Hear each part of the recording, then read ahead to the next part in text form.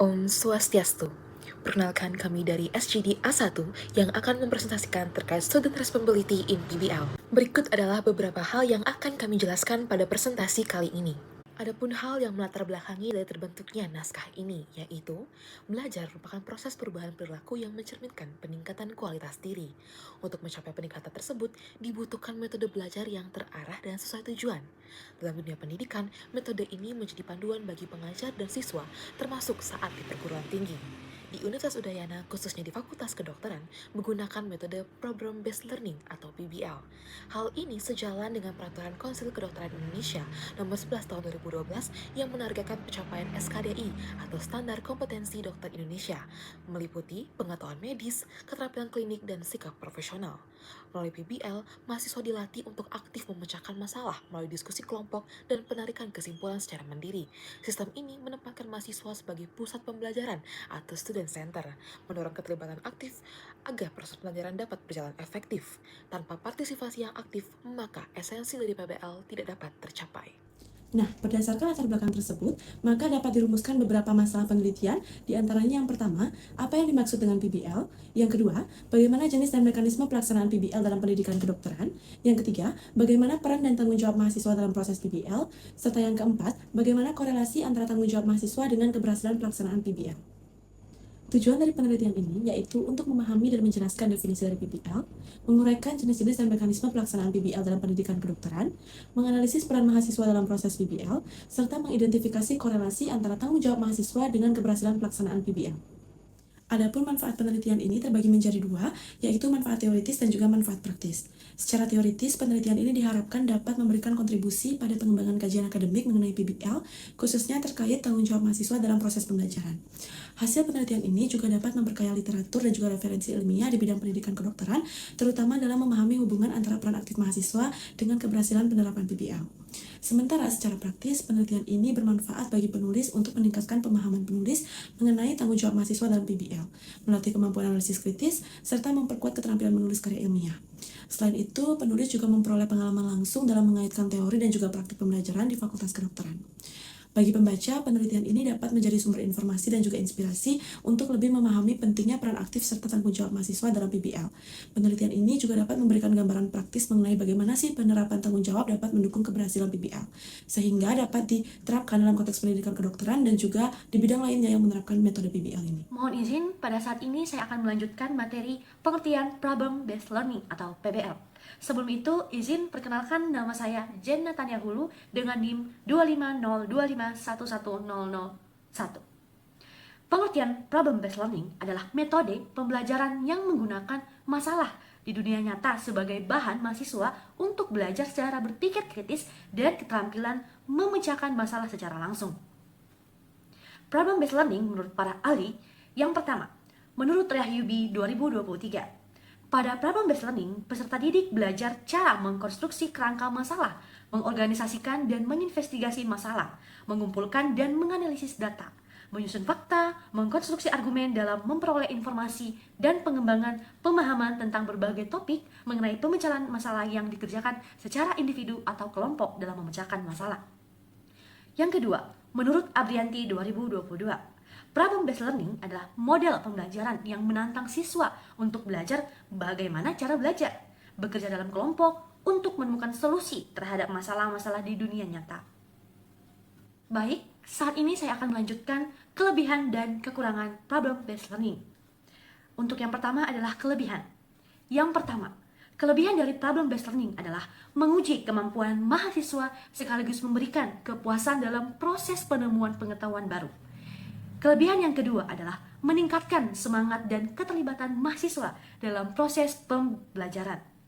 Kelebihan yang ketiga, membantu mahasiswa mengaplikasikan pengetahuan yang dimiliki untuk memahami permasalahan di dunia nyata. Yang keempat, mendukung mahasiswa dalam mengembangkan pengetahuan baru serta menumbuhkan rasa tanggung jawab terhadap pembelajaran yang dijalani. Dan yang terakhir, kelebihan dari Problem Based Learning adalah mengasah kemampuan berpikir kritis mahasiswa serta membantu mereka beradaptasi dengan pengetahuan baru yang diperoleh. Selanjutnya, adapun kekurangan dari Problem Based Learning adalah yang pertama, mahasiswa merasa kurang percaya diri untuk mencoba karena tidak memiliki perhatian dan keyakinan bahwa masalah yang dipelajari sulit untuk diselesaikan. Kekurangan yang kedua adalah dibutuhkan waktu yang cukup dan memadai untuk mempersiapkan model pembelajaran berbasis masalah atau problem-based learning agar model tersebut dapat berhasil dengan baik. Dan yang terakhir dari kekurangan metode problem-based learning adalah mahasiswa enggan mempelajari materi yang tidak mereka pilih sendiri tanpa adanya alasan yang jelas mengapa mereka harus berusaha menyelesaikan masalah yang sedang dipelajari. Demikianlah kelebihan dan kekurangan problem-based learning. Sekarang kita akan memasuki jenis PBL. Yang pertama ada Maastricht PBL. Metode ini berasal dari Universitas Maastricht, Belanda, dengan pendekatan konstruktivisme sosial, yaitu pengetahuan dibangun lewat diskusi kelompok. Prosesnya mengikuti 7 langkah yang disebut dengan 7 jump steps, mulai dari memahami istilah dalam kasus, menemukan inti masalah, mengemukakan ide bebas, lalu menganalisisnya secara sistematis. Dari sini muncul tujuan pembelajaran yang jadi panduan studi mandiri. Hasil pencarian tiap mahasiswa kemudian digabungkan, disintesiskan, dan dipresentasikan bersama. Dengan cara inilah, model Maastricht melatih kolaborasi, berpikir kritis, dan keterampilan menghubungkan teori dengan pemecahan masalah nyata. Selanjutnya ada Harvard PBL. Metode ini lahir di Harvard dan berfokus pada kasus nyata yang mirip dengan tantangan profesional. Prosesnya disebut dengan 6 steps. Dimulai ketika mahasiswa menerima sebuah kasus dalam bentuk cerita, data, atau simulasi. Dari situ, kelompok mendiskusikan masalah utama, membedakan mana gejala dan mana penyebabnya.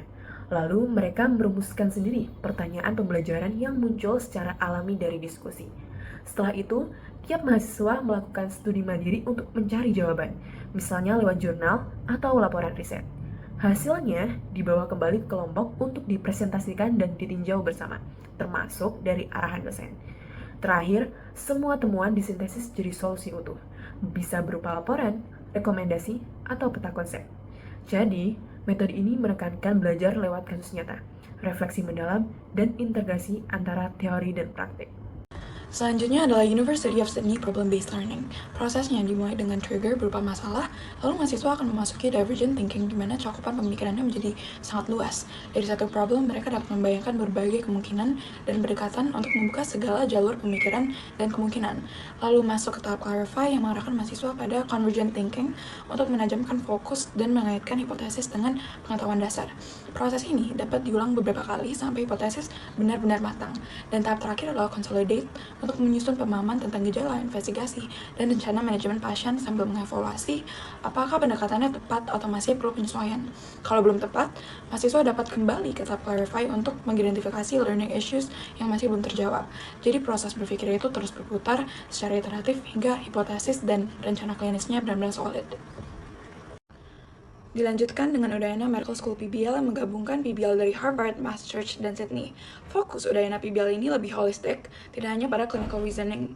Prosesnya dimulai dengan trigger atau problem, tetapi yang membedakan dengan PBL sebelumnya adalah problem ini diberi dengan learning task agar cakupan pemikiran mahasiswa lebih terarah pada learning outcomes. Lalu mahasiswa akan mulai mengembangkan hipotesis mereka yang bisa digali melalui independent learning atau e-learning. Dalam independent learning ini, mahasiswa akan dihadapkan pada pengetahuan yang masif, bahkan terkadang terlalu luas untuk langsung dibahas. Apalagi pada studium generale yang sifatnya sangat multidisipliner, kita membahas mulai dari ethics, law, plagiarism, hingga hal-hal linguistik seperti suffix dan prefix dalam bahasa Indonesia. Lalu, bagaimana caranya agar kita tetap fokus dan cakupannya sesuai dengan learning outcomes kedokteran? Nah, masuk ke step kedua pada SGD, fasilitator akan membantu menyaring informasi dan menjawab pertanyaan-pertanyaan dari learning issues yang sudah dibentuk mahasiswa. Lalu, pasti akan ada perbedaan pendapat antara SGD dan lainnya, sehingga penting konfirmasi lebih lanjut pada tahap plenary session, di mana semua pemikiran dan hipotesis disatukan, didiskusikan, dan diselaraskan, sehingga menghasilkan kesepakatan akhir yang jelas, relevan, dan sesuai dengan learning outcomes.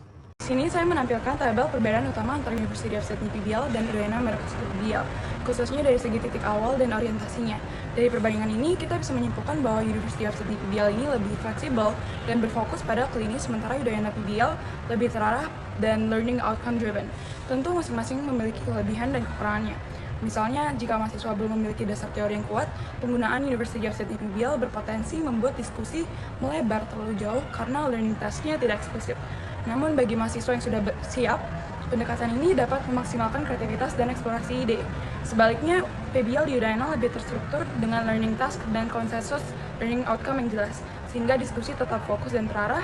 Namun jika terlalu restriktif, hal ini bisa membatasi kebebasan eksplorasi ide yang lebih luas. Baik, selanjutnya mengenai Branda 12 Steps PBL. Jadi model ini dikembangkan oleh Louis Branda pada tahun 1990 sebagai elaborasi dari kerangka 7 Jam Maastricht. Bedanya, jika 7 Jam itu menggabungkan beberapa proses dalam satu tahap, tapi Branda ini memisahkannya menjadi 12 langkah yang lebih rinci. Langkah-langkah tersebut dimulai dari klarifikasi masalah, analisis kasus, penyusunan hipotesis, identifikasi, pengetahuan yang sudah dan belum dimiliki, penentuan sumber belajar, hingga pengumpulan informasi baru. Setelah itu, mahasiswa melakukan sintesis, mengulang bila diperlukan, lalu menerapkannya di dunia nyata. Metode ini banyak digunakan di Amerika Latin, Kanada, Asia, dan juga Indonesia. Karena metode ini membuat diskusi lebih terarah, memudahkan tutor, dan sesuai bagi mahasiswa tingkat awal. Baik, perkenalkan nama saya Yulianti. Di sini saya akan menjelaskan poin yang pertama dulu. Nah, yaitu metode pembelajaran dan PBL. Nah, di mana mahasiswa memiliki peran penting dalam menentukan keberhasilan sebuah metode pembelajaran.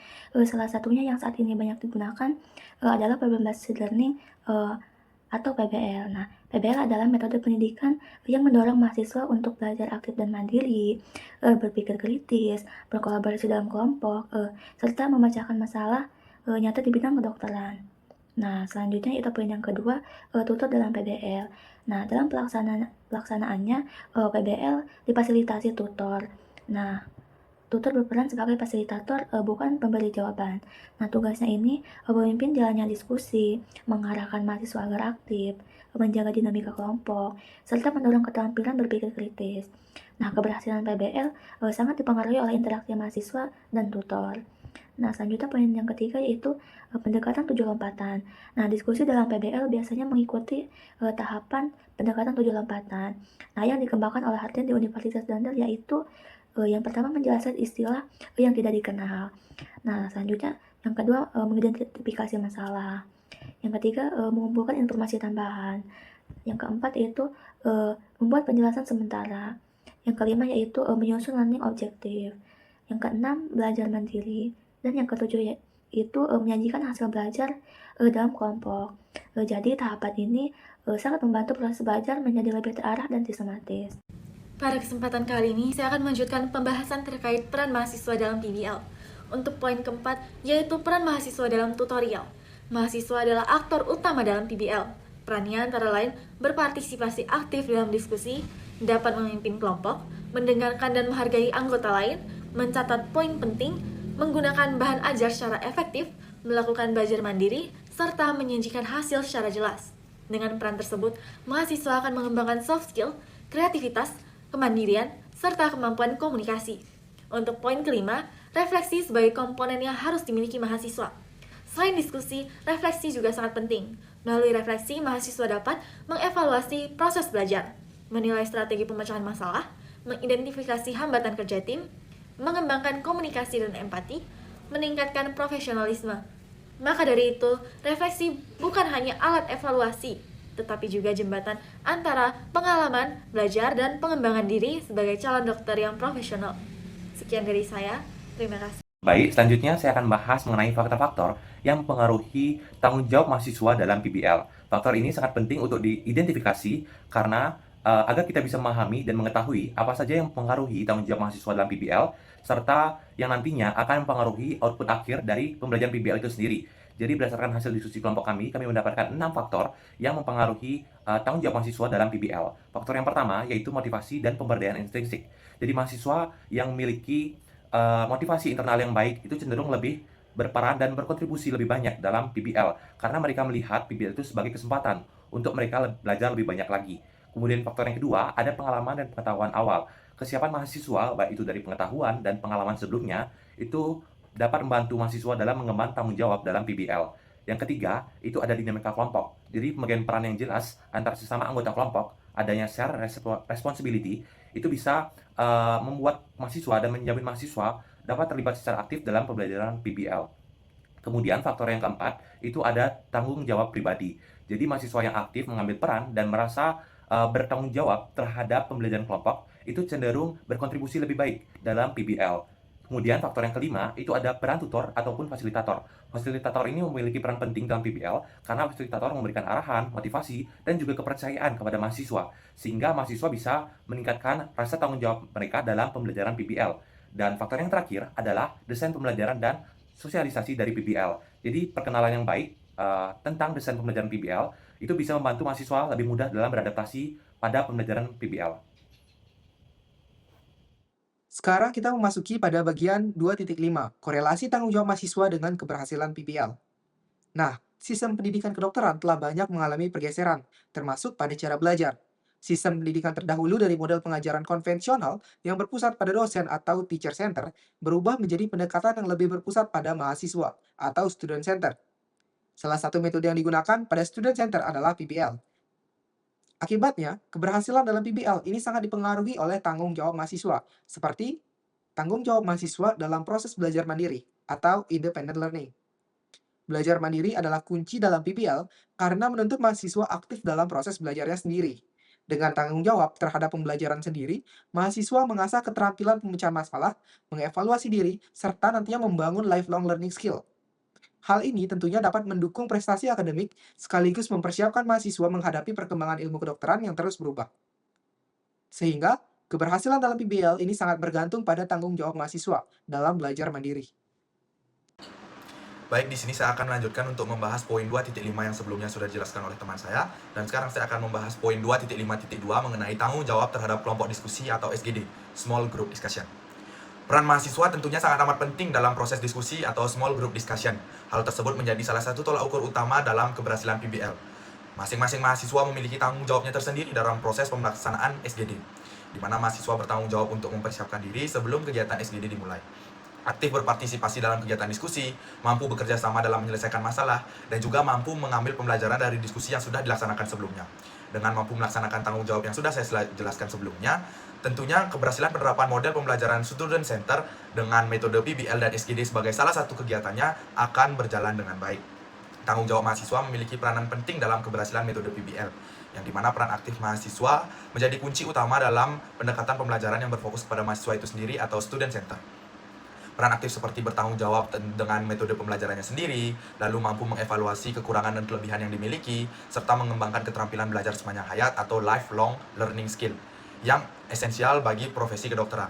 Selain itu, tanggung jawab dalam kegiatan SGD seperti aktif dalam persiapan, partisipasi aktif selama kegiatan, kerjasama dalam kegiatan diskusi atau pemecahan masalah, refleksi hasil yang sudah didiskusikan, serta mampu berkontribusi terhadap efektivitas proses diskusi atau pembelajaran menjadi kunci keberhasilan program pembelajaran PBL. Oleh karena itu, semakin besar tanggung jawab yang dimiliki dan harus dilaksanakan oleh mahasiswa itu sendiri dalam lingkup individu maupun kelompok, maka semakin besar pula tingkat keberhasilan dari program PBL secara optimal. Berdasarkan hasil pembahasan, adapun jawaban dari rumusan masalah yang menjadi kesimpulan dalam penelitian ini. Yang pertama adalah, pengertian PBL atau Problem Based Learning merupakan sebuah metode pembelajaran dengan menggunakan permasalahan sebagai bahan belajar. PBL memiliki banyak jenis, namun memiliki satu tujuan yang sama, yaitu untuk meningkatkan kemampuan berpikir kritis dan pemecahan masalah. Dalam PBL, mahasiswa sangat berperan penting demi tercapainya tujuan pembelajaran. Salah satunya adalah sebagai tutor yang harus mampu memimpin kelompok belajar demi terjaganya peran aktif dan interaksi dalam kelompok. Mahasiswa lainnya juga berperan penting sehingga harus memiliki kemampuan utama, yaitu refleksi. Kemudian juga terdapat korelasi yang sangat tinggi antara peran mahasiswa dengan keberhasilan dari PBL ini, karena komitmen dan tanggung jawab mahasiswa, baik secara individu maupun kelompok, adalah kunci utama yang menentukan keberhasilan dari PBL. Berdasarkan kesimpulan tersebut, adapun saran yang dapat kami rumuskan adalah, metode pembelajaran problem-based learning ini membutuhkan peran dan tanggung jawab mahasiswa sebagai kunci utama demi memastikan efektivitasnya. Namun, aspek-aspek lainnya seperti fasilitator dan fasilitas yang memadai juga memiliki pengaruh terhadap kelancaran dari metode ini. Oleh karena itu, diperlukan evaluasi lebih lanjut terkait dengan tanggung jawab fasilitator dalam PBL, fasilitas yang dibutuhkan dalam PBL, serta korelasi dari aspek-aspek tersebut terhadap efektivitas metode PBL ini dalam memenuhi tujuan pembelajaran yang ingin dicapai. Demikian presentasi yang dapat disampaikan oleh kelompok SGD A1 mengenai Student Responsibility in Problem-Based Learning. Kami mohon maaf apabila terdapat kekurangan maupun kesalahan dalam kata-kata dan pengucapan. Akhir kata, kami tutup presentasi ini dengan mengucapkan terima kasih.